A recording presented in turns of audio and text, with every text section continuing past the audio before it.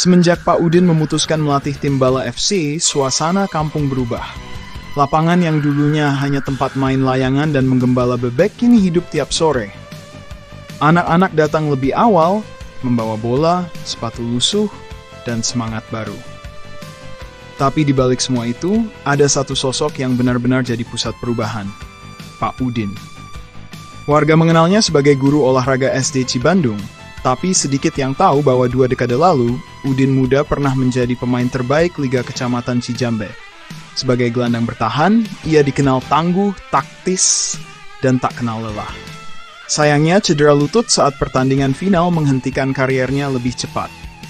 Ia tak pernah keluar dari kampung. Tapi cintanya pada sepak bola tak pernah surut. Saat melihat Jaka dan teman-temannya bermain dengan semangat, meski tanpa fasilitas, sepatu, bahkan strategi, Pak Udin seperti menemukan mimpi lamanya dalam wajah-wajah muda itu. Mungkin saya sudah nggak bisa main di lapangan, tapi saya masih bisa melatih para jawara masa depan. Langkah pertama Pak Udin sebagai pelatih adalah menyusun fondasi tim. Bukan sekadar teknik, tapi karakter. Ia tahu tim kuat tidak hanya butuh pemain jago, tapi juga saling percaya. Sepak bola bukan cuma nendang bola, katanya pada tim.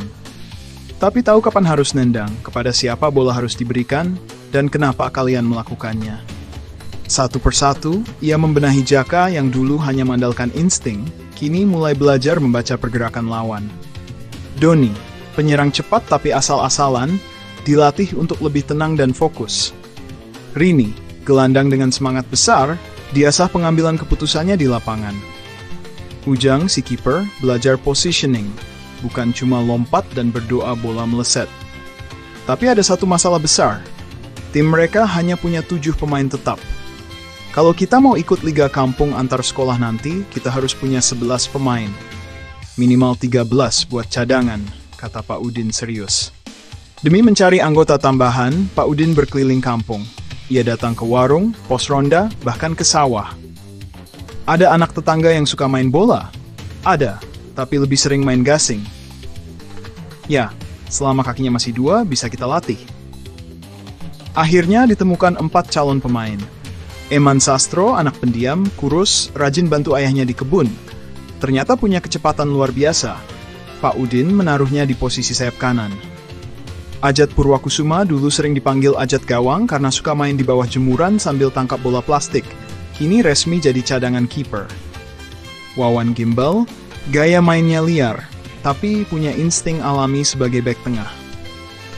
Kata Pak Udin, kalau kamu bisa jaga kerbau bapakmu, kamu pasti bisa jaga striker lawan. Dan Endut Sopian, anak berbadan besar, awalnya enggan ikut. Tapi setelah tahu latihan kadang disediakan bala-bala dan teh manis, langsung mendaftar. Ditaruh sebagai bek kiri, tembok alami. Dengan skuad lengkap, Pak Udin mulai melatih formasi dasar 4-4-2. 4 bek, 4 gelandang, 2 penyerang. Bukan cuma posisi, tapi tanggung jawab. Ia membagi latihan menjadi 3 bagian. Pertama, teknik individu. Dribbling, passing, kontrol bola. Dilatih di lapangan tanah meski kadang becek. Kedua, taktik tim, simulasi posisi, bagaimana bergerak tanpa bola, dan komunikasi antar pemain.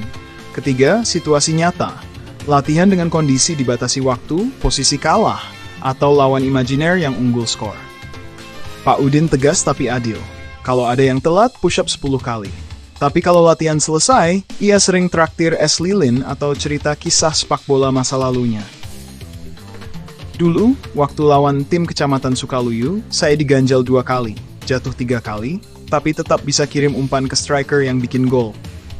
Pak, itu berarti jatuhnya lebih banyak dari ganjalannya? Lah iya, saya jatuh duluan sebelum diganjal. Kaget lihat supporter cewek nonton waktu itu. Semua tertawa. Sebagai persiapan sebelum Liga Kampung dimulai, Pak Udin mengatur pertandingan uji coba melawan tim dari kampung sebelah, Putra Sirnagalih FC. Tim ini punya reputasi sebagai tim semi serius. Pakai seragam-seragaman dan pemain-pemainnya sudah pernah ikut turnamen RT. Pertandingan dijadwalkan di lapangan sawah pinggir hutan, tempat yang netral dan lapangnya lumayan rata. Hari pertandingan pun tiba. Tim Bala FC datang dengan semangat tinggi, membawa bola, minuman, dan nasi bungkus. Pak Udin mengenakan peluit dan catatan taktik. Di sisi lain, Putra Sirnagali datang dengan pemain tinggi besar, sepatu lengkap dan pelatih yang lebih sibuk main HP. Kick-off dimulai. Menit-menit awal, Bala FC kelihatan canggung, tapi karena sudah berlatih formasi 4-4-2, mereka bisa mengatur posisi lebih baik. Ujang melakukan penyelamatan penting. Wawan beberapa kali menyapu bola lawan dengan kaki besar dan suara, "Minggir!" Di babak kedua, Jaka akhirnya mencetak gol dari umpan silang Rini. 1-0 untuk Bala FC. Skor bertahan hingga peluit panjang. Pak Udin hanya tersenyum dan berkata, "Ini baru permulaan." Di malam hari, setelah semua anak pulang, Pak Udin duduk di beranda rumah melihat buku catatannya. Di dalamnya ada formasi, nama pemain, catatan latihan, dan target-target kecil. Latihan dasar teknik. Susun formasi, lengkapi pemain.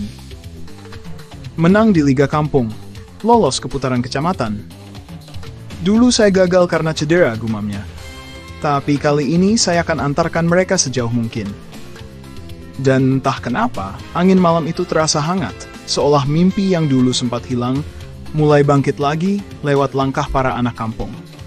Hari pasca kemenangan uji coba melawan tim Putra Sirnagali FC, semangat tim Bala FC makin berkobar. Lapangan jadi lebih hidup dari sebelumnya. Tiap sore, anak-anak berdatangan lebih awal dari jadwal latihan. Tapi ada satu wajah yang mulai terlihat murung di sela tawa mereka. Rini. Rini adalah satu-satunya pemain perempuan di Bala FC. Sejak awal ia bergabung, tak satu pun dari anak-anak meremehkannya.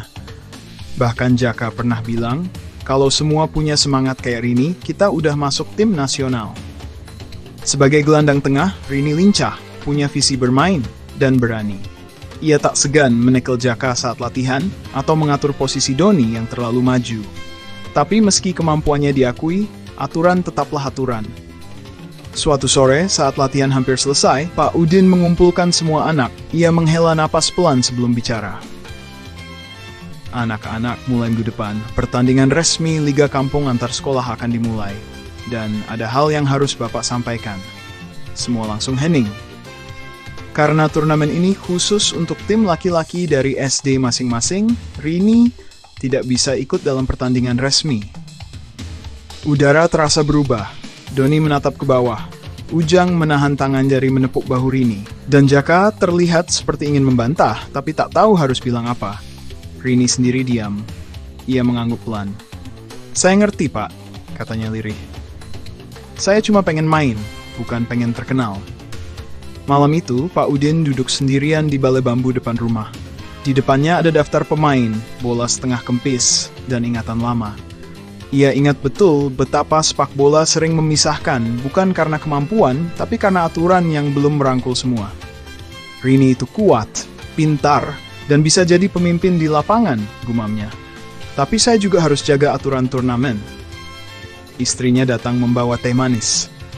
Rini tadi mampir, dia bilang tetap mau ikut latihan, katanya selama saya masih bisa nendang bola, saya bakal datang.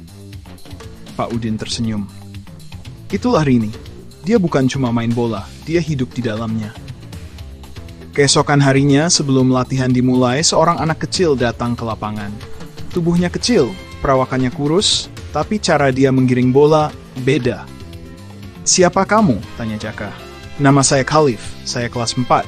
Kata Mama, di sini bisa belajar bola." Sebelum ada yang menanggapi, Khalif sudah mulai juggling bola 12 kali tanpa jatuh. Lalu ia mendang bola ke arah tiang bambu kecil yang dipasang di sudut lapangan, kena tiang, mantul, dan kembali ke arahnya. "Waduh," kata Doni pelan. "Anak ini jenius." Pak Udin mendekat. Ia mengamati gerak Khalif dengan seksama. "Kamu suka main bola?" "Suka, Pak, tapi nggak ada yang ngajarin di sekolah." "Mau gabung latihan?" "Kalau boleh." Tanpa banyak bicara, Khalif langsung dimasukkan ke latihan. Rini yang tadinya jadi pengatur tempo, kini berdiri di pinggir lapangan. Ia tetap hadir, tapi tak lagi di dalam formasi utama. Dan di tengah latihan, Khalif menunjukkan kualitas yang luar biasa untuk anak sepantarannya. Ia cepat belajar posisi, akurat dalam passing, dan punya naluri taktis yang belum pernah mereka lihat. Dia masih kelas peta, tapi otaknya kayak kelas 6, celetuk Wawan. Saat latihan selesai, beberapa pemain mulai gelisah. "Pak," tanya Jaka, "apa Khalif bisa masuk tim? Dia kan masih terlalu kecil." Pak Udin menjawab, "Liga memang untuk anak SD kelas 5 dan 6. Tapi nggak ada larangan kelas 4 boleh ikut. Selama dia mampu bersaing secara fisik dan teknik, dia bisa masuk." Anak-anak mengangguk. Meski awalnya ragu, semua tahu bahwa Khalif bukan bocah sembarangan. Rini diam-diam tersenyum. Ia mendekati Khalif dan menepuk pundaknya. "Jaga posisi tengah ya, jangan gampang buang bola." "Iya Kak Rini." Di malam harinya, Pak Udin mendatangi rumah Rini. Ia duduk di balai bambu bersama ayah Rini yang sedang membetulkan jala ikan. "Ayah Rini sudah tahu soal keputusan tadi?" tanya Pak Udin. "Sudah Pak," Rini cerita. "Saya tahu dia kecewa, tapi dia juga tahu kalau hidup nggak selalu adil dan dia harus belajar menerima." Pak Udin menatap langit. "Dia punya mental jawara, Pak. Dan Bapak yakin ini bukan akhir bagi dia." Sebelum pulang, ia memberikan sebuah kartu kecil pada Rini yang sedang duduk di dapur. "Ini dari Bapak. Bapak dengar, di SMP nanti ada tim sepak bola perempuan. Kalau kamu masih tetap semangat, kamu bisa gabung. Tapi kamu harus latihan lebih keras dan layak masuk tim itu." Rini menatap kartu itu, brosur turnamen perempuan antar SMP di kecamatan. Air matanya menggenang. "Saya janji, Pak. Saya nggak akan nyerah. Saya bakal tetap datang ke lapangan, mungkin bukan buat main tapi buat belajar dan buat bantu Khalif." Besoknya latihan dimulai dengan satu pemain baru di tengah lapangan, Khalif. Dan satu wajah yang tetap hadir di sisi lapangan, menyiapkan air, memberi semangat, dan sesekali memberi saran taktis, Rini. Dan ketika latihan selesai, semua anak bersorak. Bukan karena menang atau gol, tapi karena mereka tahu dalam tim ini, siapapun yang punya semangat, pantas mendapat tempat.